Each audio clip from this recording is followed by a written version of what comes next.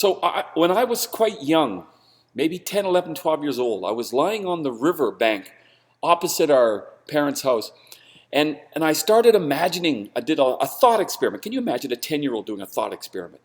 And imagining the universe expanding to infinity as you're seeing now. And it just made me realize I can't affect any of this. And that's what my video is about today. My billion decisions. They took me from somewhere to somewhere else. And this was a really bad idea.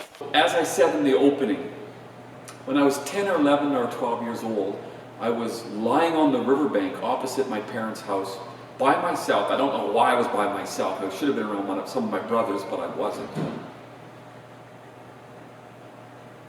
And I was lying on the riverbank and I was imagining, or rather doing a thought experiment. And as I said, pretty weird for a 10-year-old or a 12-year-old even. And I was sitting there thinking about the universe, and I was always kind of a nervous kid. Like I was worried I was going to break things. I was worried I was going to ruin things. I was going to do something ominous, terrible even. And I always thought like that, even as a young kid. And I remember lying there, and I was imagining the universe expanding like a big building, getting bigger and bigger and bigger, off to infinity, and I could see the stars more and more and more and more. And I remember thinking, I can't affect it. I can do nothing. I am insignificant. It's like you realizing you're not afraid of open spaces, and yet you were for so long. You just suddenly woke up and you realize, I can't do anything that's going to hurt this world. Nothing. And I literally, it was like that moment, and just as I said when I watched them walk on the moon, it was an eye-opener. It just made me wake up and realize whatever I choose to do, whatever I do, good or bad, doesn't matter. I can't affect that. I can never affect that. And that was an eye-opener for me. That changed the way I saw the world from 10, 11, 12 onwards. Because now, nothing I did would matter. And to be honest, that little voice in my head that I talk about with no fear that I didn't seem to have, that's when it disappeared. That's when it went away. Once you realize you can affect nothing, whatever we do on this planet, whatever we think, good, bad, otherwise, doesn't matter, we will never change anything in the universe. We can't break it. We can't do anything wrong. Suddenly that little voice in your head, it goes silent. It's no longer required. Because that little voice is the one that's telling you, you're going to do bad things, or you're going to do this, you're going to do that, and it goes silent. And maybe that's the moment I realized it went silent.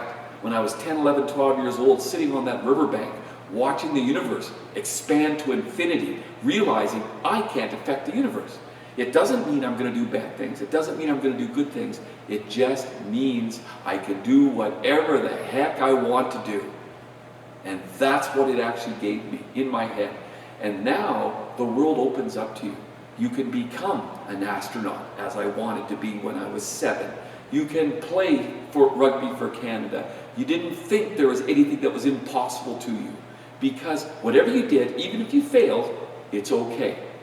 And for a 10-year-old to stop worrying about what they're going to break, and the consequences of breaking it, normally getting a beating from our dad, which was what normally happened when we broke things or blew things up or started things on fire, which was constant.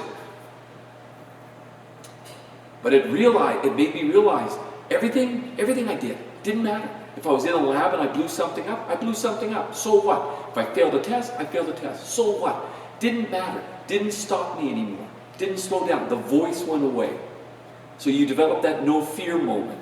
Now everything else was being taught to you about no fear, about not being afraid of heights, not being afraid of water, not being afraid of whatever. Someone reminded me that I didn't like having insects crawling on me, and it's absolutely true. Absolutely true. I woke up one morning, very early in the morning rather, shouting, what the hell? It was a giant tarantula climbing up my arm in Africa. Jeez, it freaked me out. What was worse, of course, was I jumped up, I shook out the blankets, I killed the thing, obviously, and I couldn't find it. And I just went back to bed. Well, a week later, I found the stupid carcass still in the bed with me, just as bad. And that leads me to another memory of when I was so tired one time. I come home, and I was living out by the dam outside of Johannesburg, out where the observatory was, and my bed was covered in ants, completely covered in ants. Obviously they wanted the water. So, because I would lie on the sheets. It was so hot, it was 40 Celsius. And I would just sleep on the sheets. Anyways, and I was so tired this evening, I got home, and these ants covered the bed. I literally just swept off my side of the bed and went to sleep. And when I woke up in the morning, all the ants were gone. And I was okay, not bitten, nothing. But it was just weird. Anyways, so, like I said, that moment when you realize anything is possible, you could do whatever you want, and it can't affect any of that beautiful universe above our head. Wow, just let this 10-year-old do whatever I wanted. My imagination could run wild then. And it did. And it was absolutely amazing. And it affected my entire life from 10, 11, 12 years of age all the way through. So not only did I want to be an astronaut, I never thought it impossible that I couldn't. And if I didn't, so what? I failed. If you don't become an astronaut, where did you get to if you tried? Well, I got to being an astronomer or a business person or whatever. And so I went from, maybe I didn't make it to be an astronaut, didn't get into space, and I'm ever hopeful, as I've said before. But the point is it didn't matter if I failed. And that was a huge relief as a 10-year-old, a huge relief.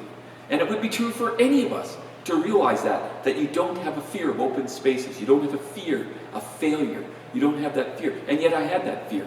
That fear I certainly had in me a long time. It was a fuel that drove me. But when I was 10, 11, 12, I realized that whatever I did, whether I failed or not, it wouldn't matter. And that actually got me through all those hard times. That helped me to take that single step forward the first time, and then the second step, and the third. And that's what it is. And it's just interesting, and that's what life is for you. But that had a major effect on my life from 10 years onward. And I knew I could never affect the universe. To this day, I still believe that. Whatever I do, however bad things have gotten, whatever terrible things I've been involved in, or gotten out of, or got away with for that matter, it didn't matter. It didn't matter. The consequences of it would have been all the same. I couldn't have affected what was above me. And that made me feel comfortable. That gave me some confidence in what I was doing. The Jira Foundation will produce more videos like this. Please like, share, or subscribe if you enjoyed this video.